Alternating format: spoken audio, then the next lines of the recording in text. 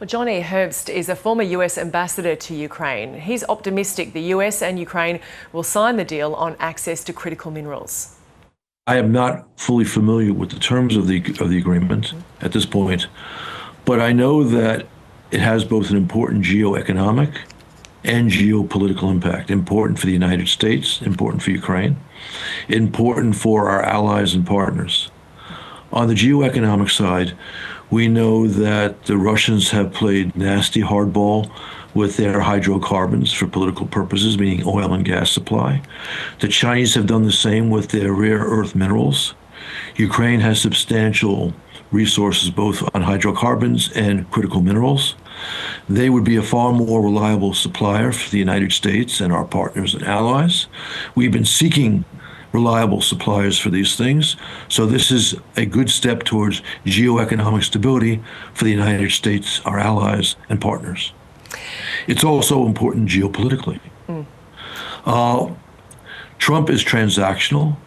This gives him something concrete for another reason for him to do what he set out to do, achieve quickly a stable end to Moscow's war in Ukraine. Putin has had some success in diverting Trump from that goal over the past 2 weeks.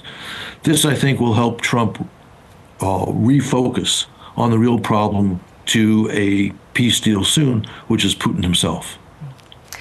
On Trump's leadership in working towards that durable peace in Ukraine, it has been a rollercoaster ride in terms of his comments, but what is the policy behind what he's saying? Look, there are some people who analyze what he's done and think that he is in the process of abandoning Ukraine.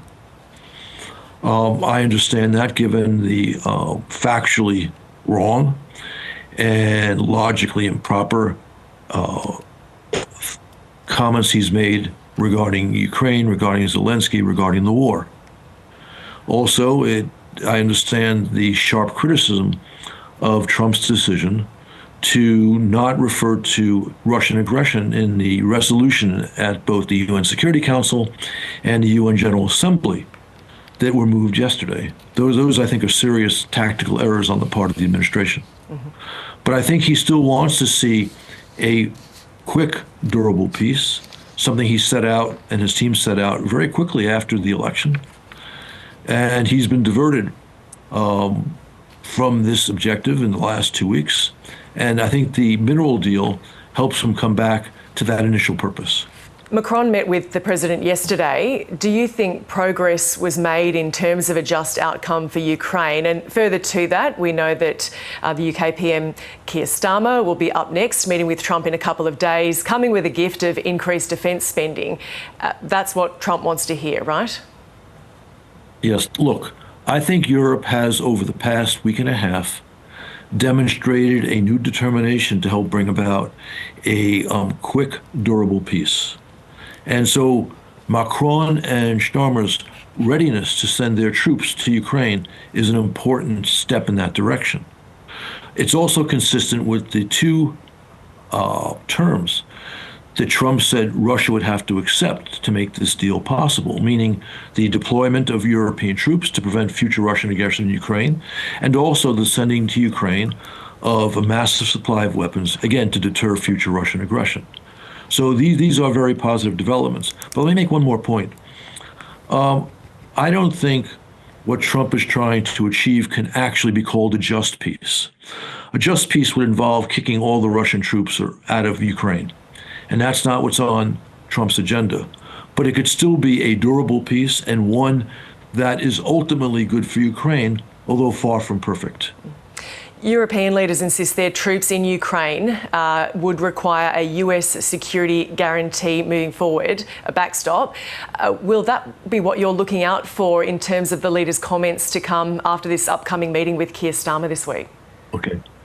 I've been saying for well over 2 months, after the Trump team put out its ideas for an agreement, that if European forces are going to deploy, they have a right to expect substantial American logistical support, substantial American intelligence support, and also, the most difficult, some form of a guarantee that if the Russians start shooting at our European allies, we will join the allies in shooting back. Will Trump be bringing Europe to the table now in peace negotiations? I felt all along they would have to bring Europe to the table because they were asking Europe to do something very difficult, right? Put troops on the ground, put troops in harm's way. And I think we've seen some indications, certainly out of the Macron-Trump meeting, that this is going to happen. But this was just common sense. Finally, a new study has put the reconstruction cost of Ukraine at $524 billion. That's nearly 3 times Ukraine's expected 2024 economic output. Now, you're there right now. What are your observations there, and how do you understand this mammoth task to be tackled? Look, people have understood the size of this commitment or this objective literally since the big war first began, meaning the big Russian invasion. So this is nothing new, and I've seen figures larger than that before. And of course, it's all just an estimate. But the first most important thing is to make sure Ukraine does not lose this war, that Putin's aggression ceases. So let's take care of that now. But when it comes to the reconstruction of Ukraine, I think that the international financial institutions will make a contribution. I suspect that a fair number of countries will make a contribution. And if this is done right, those contributions may not need to be that large because investors will see an extraordinary opportunity.